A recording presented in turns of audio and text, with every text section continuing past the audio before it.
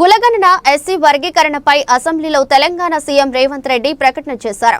కులగణన సర్వే నివేదికను ఆయన సభలో ప్రవేశపెట్టి మాట్లాడారు. కుల సర్వే డేటాను సంక్షేమ విధానాల తయారీకి వాడతామని చెప్పారు. సర్వే ప్రకారం ఎస్సీలు 61,84,319 మంది ఉన్నారని రేవంత్ రెడ్డి తెలిపారు. వారి శాతం 17.43గా ఉందని చెప్పారు. బీసీల జనాభా 46.25% ఉన్నారని తెలిపారు. ముస్లిం మైనారిటీ బీసీలు సహా మొత్తం బీసీల సంఖ్య 56.33% ఉన్నారని వివరించారు. ముస్లిం మైనారిటీల బీసీల జనాభా 10.08% ఉందని అన్నారు. ఎస్టీల జనాభా 10.45% ఉందని, తెలంగాణలో మొత్తం ఓసీల జనాభా 15.79% అని వివరించారు. ముస్లిం మైనారిటీల జనాభా 12.56% ఉందని, ముస్లిం మైనారిటీ ఓసీల జనాభా 2.48% ఉందని, కులగణనలో ఎటువంటి పొరపాట్లు జరగలేదని రేవంత్ రెడ్డి చెప్పుకొచ్చారు. విపక్షాలు చేస్తున్న ఆరోపణలు వాస్తవం లేదని, తెలంగాణ సర్వే చేయడానికి ముందు దేశంలోని పలు రాష్ట్రాల్లో అధికారులు పర్యటించారన్నారు. ఆయా రాష్ట్రాల్లోని సర్వేలోని లోటుపాట్లను సైతం గుర్తించి సరిచేశామని రేవంత్ రెడ్డి చెప్పారు. 12 సార్లు సమీక్ష నిర్వహించి సర్వే చేశామని తెలిపారు. ప్రతి 150 ఇళ్లను ఒక బ్లాక్ గా గుర్తించి సర్వే చేశామని చెప్పారు. సర్వేలో పాల్గొన్న సిబ్బందికి చాలా సార్లు శిక్షణ ఇచ్చామని తెలిపారు.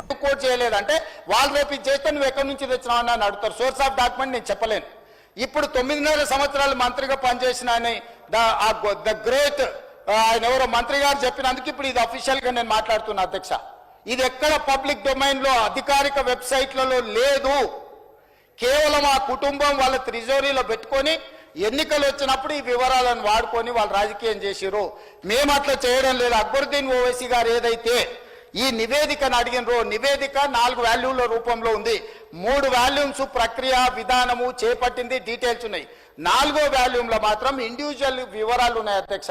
ఇండివిజువల్ వివరాలు ప్రజలకు ఇవ్వడానికి వీలు లేదు. ప్రభుత్వానికి ఆ వ్యక్తికి మధ్యలో ఉన్న సమాచారము ప్రభుత్వం కాబట్టి ప్రభుత్వం మీద నమ్మకంతో ఇచ్చారు. ప్రభుత్వం కస్టోడియన్.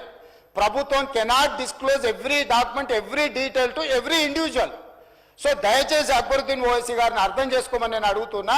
ఇండివిజువల్ డేటా కాకుండా మీకు ఏం కావాలన్నా మొత్తం ఇస్తాం. కంపెల్ చేసి టోటల్గా రిపోర్ట్ ఇస్తాం. మీకు ఇంకేమైనా అనుమానాలు ఉంటే కూడా నివృత్తి చేస్తాం.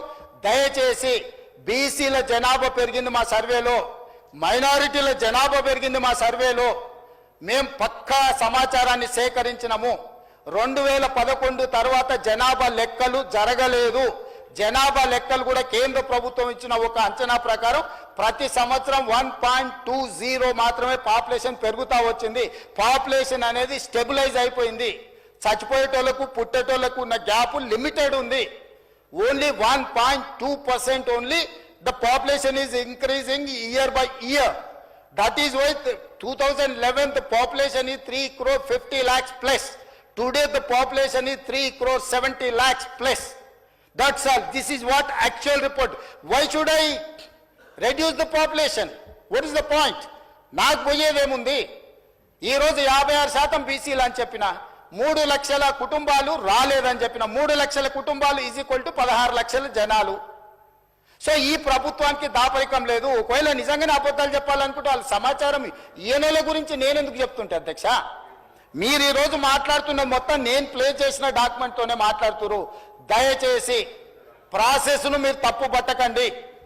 ప్రభుత్వ చిత్తశుద్ధిని తప్పు పట్టకండి. ప్రభుత్వం ప్రాసెస్ని పర్ఫెక్ట్గా చేసింది. ప్రభుత్వానికి చిత్తశుద్ధి ఉంది. దీన్ని ముందుకు వెళ్ళేటప్పుడు ఆ బలహీన వర్గాలకు ఎట్లు ఉపయోగిద్దాము, ఇంకా పకడ్బందీకి ఎట్లా అమలు చేద్దాము, రేపు జరగబోయే జనాభా లెక్కలలో దేశం మొత్తము బలహీన వర్గాల లెక్కలు ఎట్లా తీద్దాము, దానికి మీరు సూచన చేయండి, సలహాలు ఇవ్వండి, సహాయం చేయండి. మీరు అందరూ అండగా నిలబడితే తెలంగాణ ముఖ్యమంత్రిగా కేంద్ర ప్రభుత్వంతో నేను కొట్లాడతా. వెళ్ళి రాహుల్ గాంధీ గారికి చెప్తా, పార్లమెంట్లో నిలదీయండి, తెలంగాణ చేసింది దేశమంతా ఇట్లా చేయమని చెప్పుండ్రని. అంతే తప్ప మిత్రుడు పాల శంకర్ గారికి నేను సూచన చేస్తున్నా, అబద్ధాల సంఘం చెప్పే అపోహల బాటలు పడకు మిత్రమా. ఇక్కడ ముఖ్యమంత్రి ఉన్నాడు, ఎప్పుడు కావాలన్నా అప్పుడు కలుస్తా నేను. మీకు ఏం కావాలన్నా మీకు అనుమానాలు ఉంటే నివృత్తి చేస్తా.